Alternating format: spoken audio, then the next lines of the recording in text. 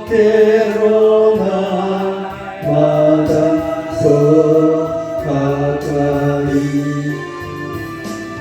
저배는 천국 나 들어가 한없는 복날을 가고도록 풍성한 은혜를 주옵소서.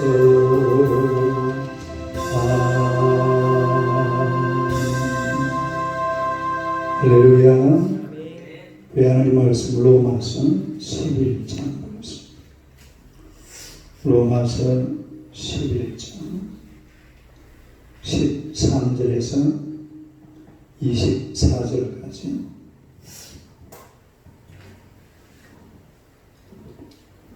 로마서 11장 13절에서 24절 다 같이 읽겠습니다. 내가 이방인이 너희에게 말하노라. 내가 이방인의 사도인 만큼 내 주권을 영광스럽게 얘기하니 이는 혹 내 권력을 아무쪼록 시기하게 하여 그들 중에서 너를 구원하려 합니다. 그들을 버리는 것이 세상의 화목이 되거든 그 받아들이는 것이 죽은 자 가운데서 살아나는 것이 아니면 무엇이요. 제사는 처음 익은 곡식가루가 거룩한 자 떡등도 그러하고 뿌리가 그러한 자 가지도 그러하니라. 또한 가지 얼마가 꺾여있는데 그들 중에서 부침이 되어 참 감람나무 뿌리에 진액을 함께 받은 자가 되었습니다.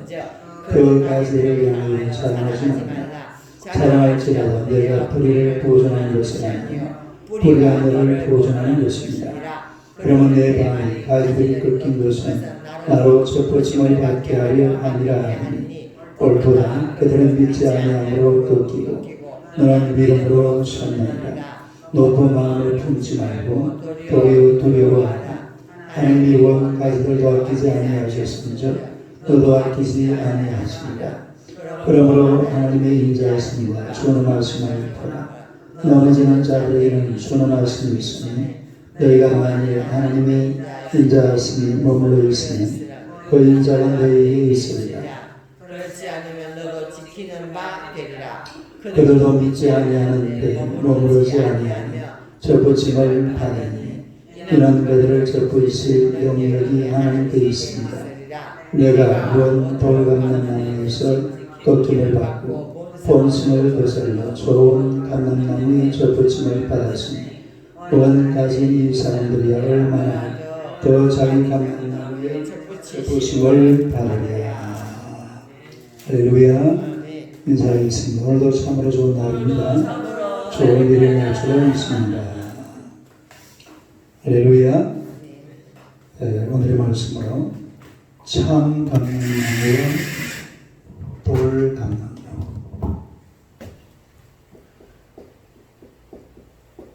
참 감람 나무와 돌 감람나무. 한번 읽어보세요. 참 감람나무와 돌 감람나무. 우리가 오늘이 로마서 이제 마지막 부분이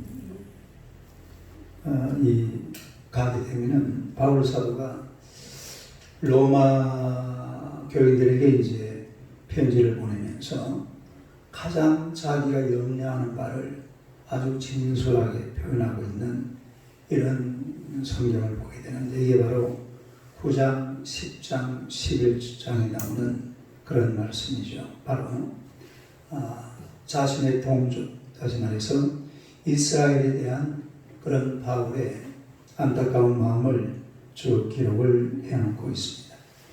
이 바울은 사도직을 받았는데 바울이 사도직을 받았으면서도 그 자신의 있던 사역의 방향을 하나님께서 딱 정해줘요. 이 사도 바울의 사역의 방향이 그 13절에 보니까 나오죠. 한번 읽어봐요. 시작. 내가 이방인 너희에게 말하노라. 내가 이방인의 사도인 만큼 내 직분을 영광스럽게 여기노니. 그러니까 바울 사도는 사역의 방향이 어디에 초점이 맞춰집니까? 이방인들이죠. 이방인들. 그러니까 이방인들에게 초점을 맞춰놓고 사역하게 되는 그런 바울 사도의 사역임을 우리가 알 수가 있습니다. 그런데 이 바울 사도는 이방인들에게 복음을 전하면서도 한편으로 마음속에 자기 나름대로 꿈꾸는 바가 있습니다. 그게 말고 하니까 14절 보세요. 시작. 이는 후 내 고육을 아무쪼록 시기하게 하여 그들 중에서 얼마를 구원하려 하니라. 이게 바울 사도의 가슴 속에 응어리 진 거예요. 왜냐하면 복음을 전하니까 바울이 이제 복음을 전할 이 무렵에는 이미 사실은 복음이 상당히 전파가 되어져 있는 그런 상태입니다. 물론 이방인 사역은 아직 안 되어 있었지만 요즘 로마서를 쓰고 있는 요 무렵에는 지금 아시아 지역, 또 데살로니가, 아테네, 고린도 이쪽 지역은 이미 복음이 많이 전파되어진 그런 상태예요. 그런데 복음을 막상 전해보니까 이 복음을 전혀 안 받아들이는 사람들이 율법에 딱 사로잡혀 있는 사람들, 다시 말해서 골수 유대군자들, 율법주의자들, 이런 사람들이 반대를 하고 거절을 하고 왜 예수냐? 율법이다. 그리고 예수만 믿으면 되냐? 율법도 지켜야 된다. 근데 바울 사도의 논리는 뭐예요? 예수만 믿으면 구원받는다. 이게 바울의 논리거든. 아니, 바울의 논리가 아니라 예수님의 논리잖아요. 성경의 논리. 그러나 아무리 얘기를 해도 말을 안 듣는 거예요, 유대인들이. 네. 그래서 결국은 버림받은 이런 이스라엘의 모습을 우리가 볼 수가 있는데, 그러나 이스라엘이 이렇게 버림받았다고 해서 영원히 버림받는 것이 아니라 바울 사도가 이방인들에게 복음을 전하니까 이방인들이 복음을 받아요, 안 받아요? 받잖아요. 막 받으니까 유대인들이 이제 뭐가 난다고요? 시기가 나요. 아니, 이게 원래 우리 건데 왜 너가 왜 헷갈리잖아요. 자기들도. 이거 분명히 유대식으로 생각을 하면 이방인들이 복음을 받아야 되니까 안 받아야 됩니까? 안 받아야 정상이거든요. 그런데 막 받아들이는 거예요. 받아들이다 나중에는 막 로마가 그냥 기독교 나라가 되버리잖아요. 네. 이 막 헷갈리는 거예요. 여기에서 시기가 일어난다 이 말은 아직도 미련이 있다 이 말입니다. 다른 미련이 있다.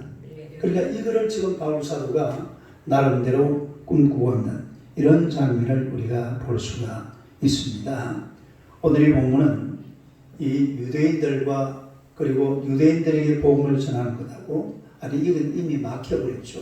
이 문제하고 그리고 이방인들에게 복음을 전하는 이 두 가지를 대조를 해가면서 말씀을 하고 있는데, 이 첫 번째는 참감남나무.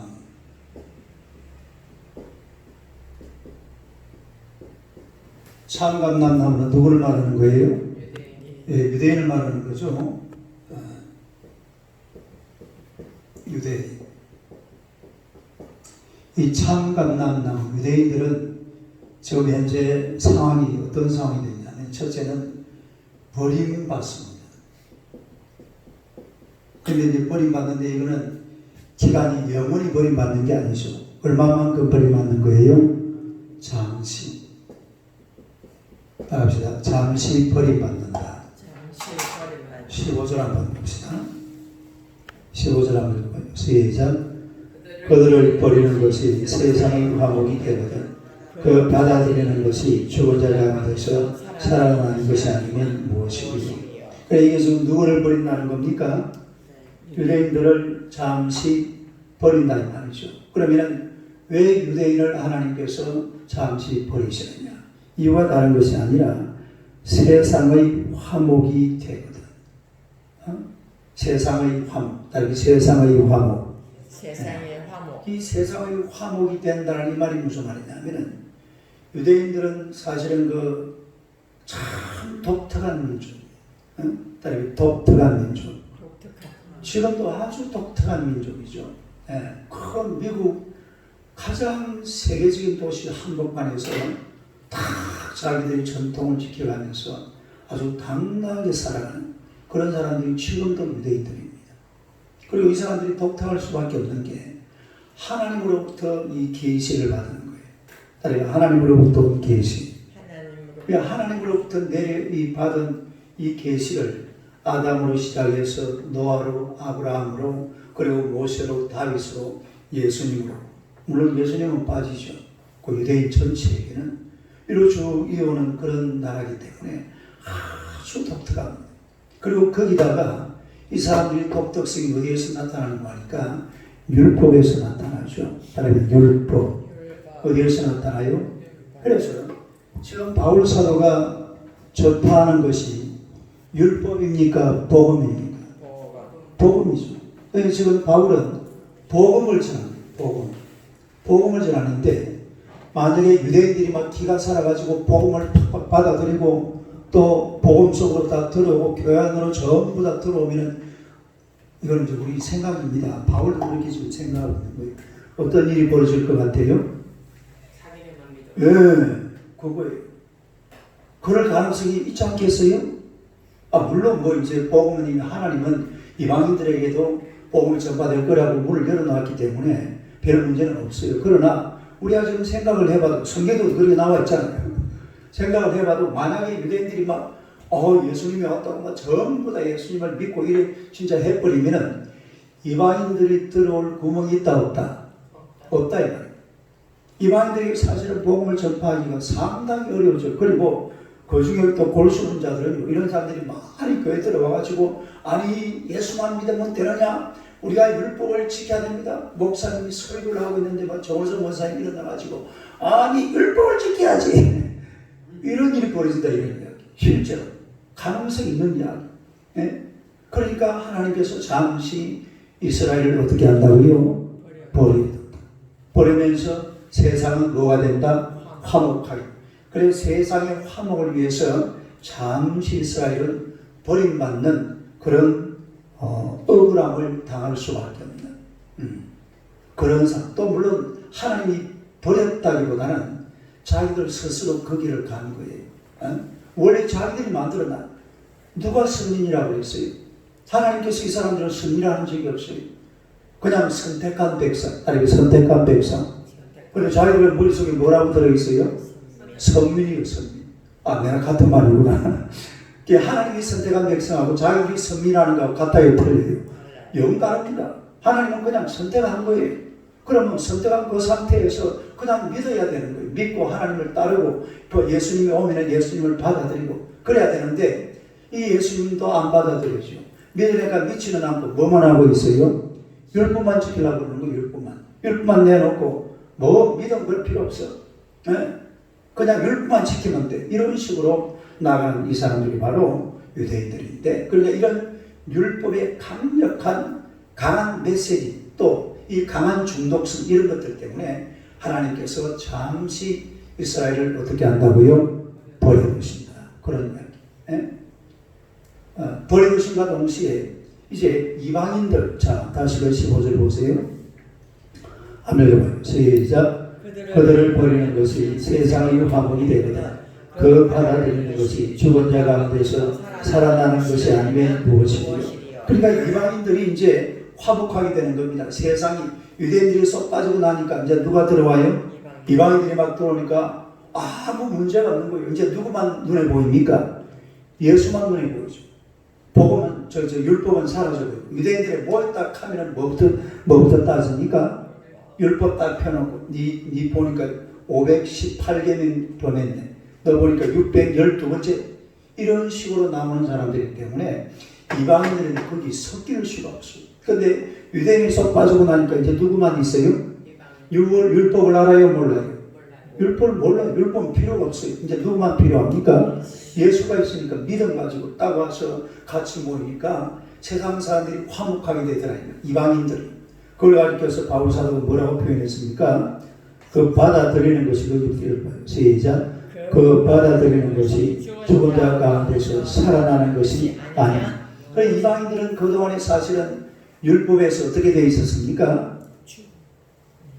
관로 바뀌죠. 관로바. 율법의 관로 바뀌잖아요. 다시 말해서 선민들에게서는, 그러니까 선민 이방인이라고 그러죠. 이 선민 이방인도 누가 만들어 놓은 거예요? 저가 만들어 놓은 거예요. 이방인을 딱 구분해 가지고서 그냥 너는 이방인이다, 우리는 선민이다. 그러니까 완전히 이방인들은 양측까지만 해도 하나님의 나라에서는 죽은 백성들이었습니다. 그런데 예수님을 받아들이는 순간 이제 어떻게 되었어요? 살아난 거예요. 부활되는 부활.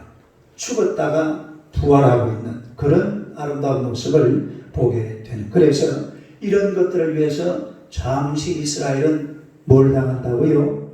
버림을 받는다라는 그런 말씀입니다. 그 다음에 두 번째로 또 이 참감난나무는 올 성경에 나오는데요, 거룩한 우리 백성이다. 참감난나무 이스라엘. 두 번째로 뭐라고요? 거룩한 백성이다. 거의 16절 봅시다. 16절. 16절 하면 시작. 제사는 처음 익은 곡식가루가 거룩한 적, 떡덩이도 그러하고 뿌리가 거룩한 적, 가지도 그러하니라. 요 지금 말하는 제사는 떡덩이, 이거는 우리가 5대 제사 중에서 어디에 속하는 겁니까? 5대 제사가 첫째 번제, 그 다음에 소제, 그리고 속건제, 속죄제, 그 다음에 속건제, 그 다음에 화목제. 근데 보면은 번제, 속죄제, 속건제, 화목제. 제물이 뭐예요? 짐승이죠. 소제는 곡식. 이거는 지금 소제를 말하는 거죠. 소제. 그러니까 소제라는 것은 곡식으로 하나님 앞에 드리는 감사제사를 말합니다. 따라서 감사제사. 이 감사제사를 말하는 것인데, 이 소제를 드릴 때 처음 익은 곡식가루, 이게 뭐하다고 그랬어요? 거룩하다. 처음 익은 곡식가루, 이게 거룩하다. 그러니까 그 다음에 또 뭐가요? 떡덩이도 뭐하다? 거룩하다. 뿌리가 거룩한 적, 가지도 거룩하다. 이거는 이제 무슨 얘기냐면은 요 지금 유대인들을 보고 하는 이야기예요. 그러니까 소제를 드릴 때에 그 곡식가루가 뭐가? 이 처음 익은 곡식가루, 아니면 처음 익은 곡식가루. 그러니까 곡식가루가 거룩하니까 그 곡식가루를 가지고 떡을 만들면 그 떡이 어떻게 됩니까? 거룩한 떡이 되죠. 또 뿌리가 거룩하면 가지도 어떻게 된다? 거룩하다. 이거는 누구를 가리키는 거니까 여기서 말하는 처음 익은 곡식가루는 아브라함이라든지 이삭, 야곱, 모세, 이런 이스라엘의 믿음의 조상들을 말합니다. 다른 믿음의 조상들. 그런 믿음의 조상들이 어떠하다고요? 거룩하다. 그러면 이스라엘 백성들도 거룩하다 이런 뜻이에요. 믿음의 조상들이 거룩하니까 그 후손들, 아브라함, 주로 이제 그 대표가 누굽니까? 아브라함이죠. 아브라함을 믿음의 조상이라고 그러죠. 그러니까 조상들이 거룩하니까 후손들도 어떠하다고요? 거룩하다. 이스라엘 백성들은 거룩하다 이 말이죠. 그 다음에 나와 있는 뿌리도 마찬가지입니다. 뿌리가 거룩한 점 뭐도 거룩하다? 가지가 거룩하다. 그런데 뿌리가 바로 방금 말씀드린 대로 믿음의 조상들을 말하는 것. 따로 믿음의 조상들. 그러니까 믿음의 조상들이 거룩하니까 유대인들도 거룩하다. 왜 이렇게 강조하냐면 너무 가슴이 아팠어. 누가? 바울 사도가. 지금 로마에 있는 성도들에게 편지를 쓰는데 유대인들을 생각하면 너무 가슴이 아픈 거예요. 왜냐하면 이놈들이 좀 돌아와야 될 텐데 안 돌아오는 거예요. 엉뚱한 소리 칙칙하고 말이에요. 뭐 율법만 계속 이야기하고 막 이러고 있으니까 너무 안타까워서 이 유대인들을 사실은 좀 이렇게 칭찬하고 있는, 좀 이렇게 높여주려고 하고 있는 그런 바울 사도가 막 발구동을 치는 거죠. 어떻게 하면 이놈들이 돌아올까 하는 것은 거기다 포커스를 맞추고 지금 글을 쓰고 있는 그런 소리가 이 말씀을 통해서 충분히 읽을 수가 있습니다. 그래서 유대인들은 비록 지금 저렇게 막 나대고 있지만 뭐 때문에 나대고 있어요? 율법 때문에. 에?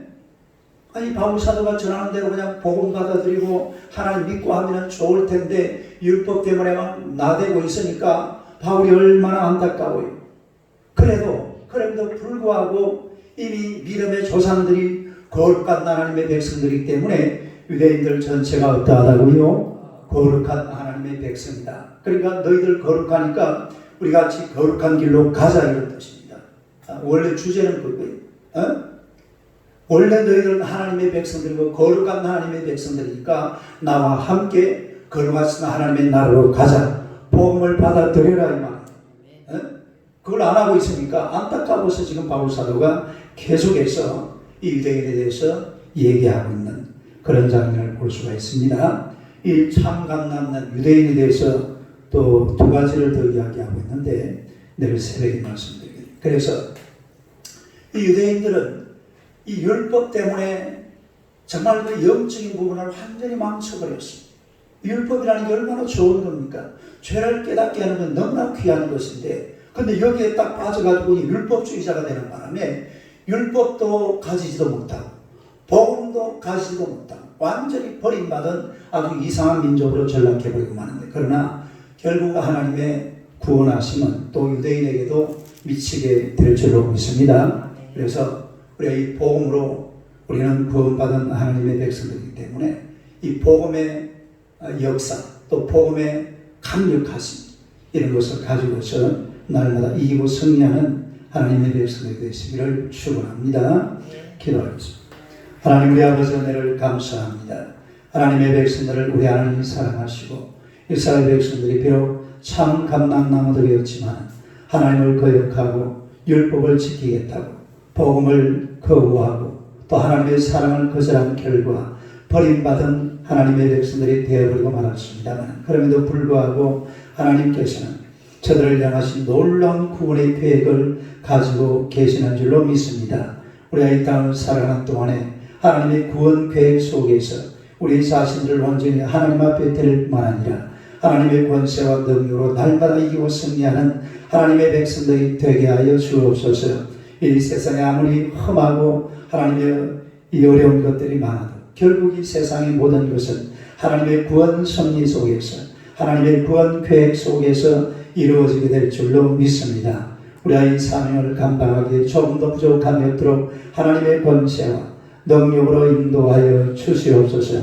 지금 우리나라 이 대한민국에도 그동안에 많은 복음의 전파와 하나님의 위대한 복음의 역사가 일어났었는데 이제는 더 이상 복음을 받아들이지도 않고 이스라엘 백성들은 마음처럼 마음이 굳어져서 복음을 멀리하는 자들이 너무나 많아져 버리고 말았습니다. 오 살아계신 만군의 주 여호와여 다시 한번 복음의 아름다운 날들이 이 나라 민족의 가슴 속에 뜨겁게 한번 하나님의 용서선 치게 하여 주시옵소서. 그러므로 널리 복음이 전파되게 하시고 하나님의 거룩한 영광이 온 땅을 뒤덮도록 하나님께서 역사하여 주실 줄로 믿습니다.